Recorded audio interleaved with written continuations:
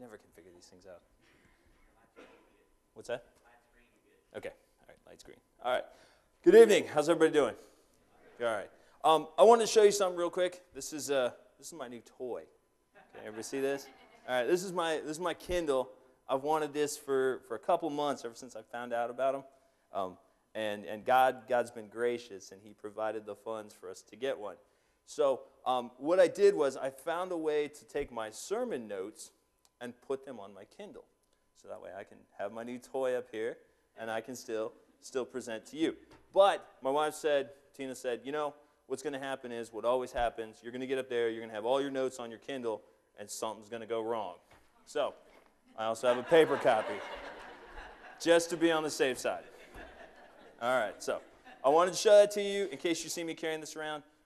Ed said I couldn't preach off a Kindle, but I'm going to prove him wrong. So, all right, if you have your Bible, please turn to First John chapter 1. If you don't have a Bible, there should be one in the pew in front of you. And if you don't own a Bible, I think the Lost and Found is out right outside these doors. Please visit it, help clear that out. Might have to scratch somebody's name off of it, but go from there. All right, so First John chapter 1 is where we're going to be. We'll get there in just a few minutes. But before we get there, Pastor Devin was doing some prayer requests, so I have one prayer request as well. My wife and I, well, my wife more than me, but she is extremely pregnant. We are like a couple weeks out, and this baby's been driving us crazy, false starting. So if y'all would pray that the baby would come sometime this week, we would really appreciate that, because I'm not one for patience, but like Tina shared this morning in Sunday school, the first and only time she's ever prayed for patience, we got our son Sean. And for those of you that know Sean, you know that may not have been the right thing to pray for. But all right, enough of that. Let's go ahead and get started. We're in 1 John chapter 1. You may have noticed that there's a lot of interest in Jesus Christ these days. There's a lot of interest.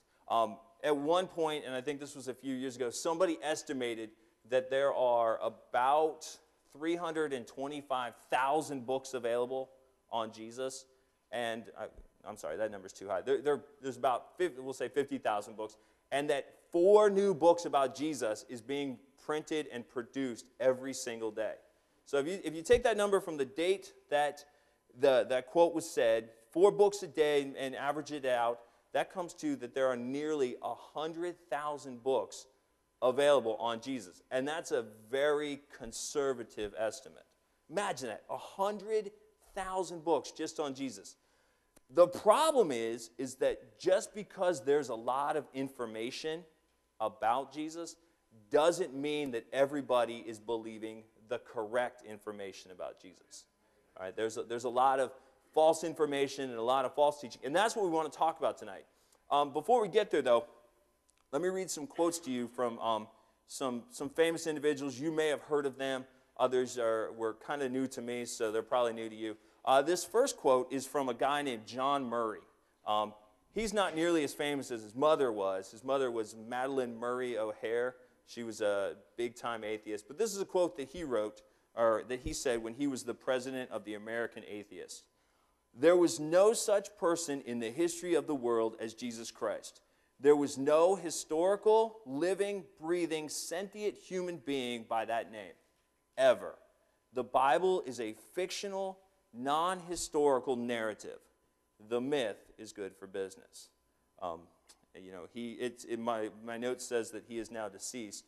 I imagine he was in for a bit of a surprise when that happened. This next quote is from a guy named Bill Phipps, who was the elected moderator for the United Church of Canada. And his quote is, "I don't believe Jesus was God, but I'm no theologian." I think that's kind of an understatement, right? I don't believe Jesus is the only way to God. I don't believe he rose from the dead as scientific fact. I don't know whether these things happened. It's an irrelevant question. And that's kind of sad, because this guy works for the United Church of Canada. I don't know anything about him, but I'm assuming that at some point they were probably on the right path, and we can see the direction they are now. And then this last one is by a German theologian who happened to write a book named What Really Happened to Jesus. His name was Gerd Ludman, and he said, "We can no longer take the statements about the resurrection of Jesus literally. So let us say quite specifically, the tomb of Jesus was not empty, but full, and his body did not disappear, but rotted away."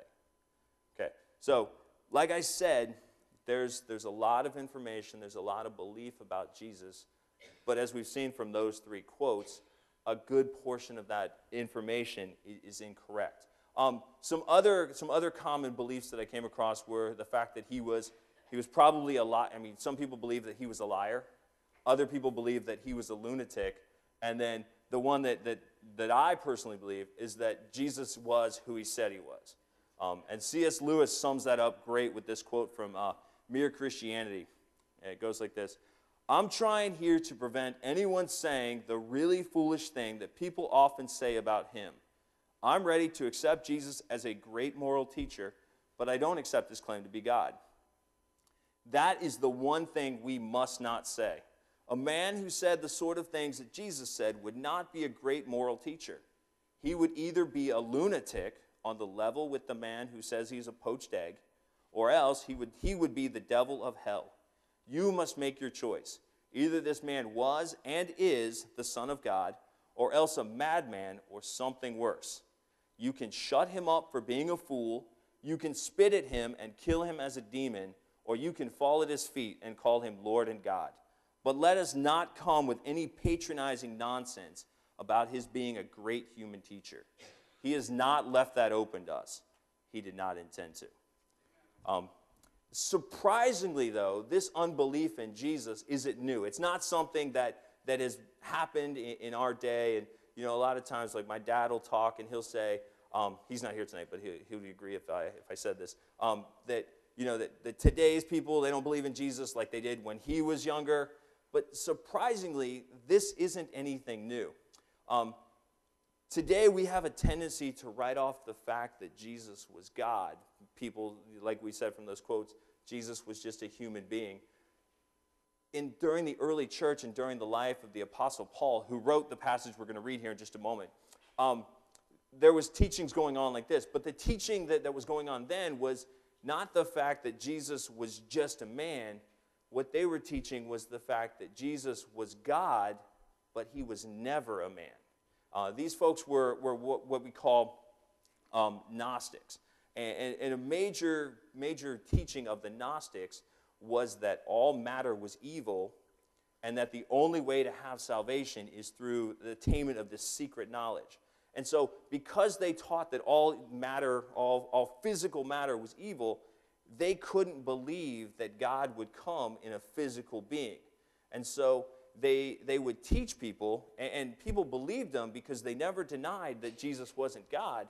They simply denied that he was never human. People mistook them for being Christian brothers. And so John comes into this, and he's very upset about what's going on. That's the reason that he wrote First John.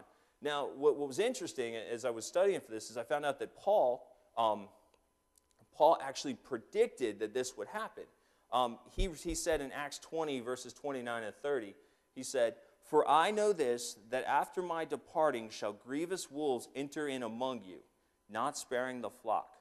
Also of your own selves shall men arise, speaking perverse things to draw away disciples after them." And then he also wrote to Timothy, who was the pastor of the church at Ephesus. He wrote this in 2 Timothy 4.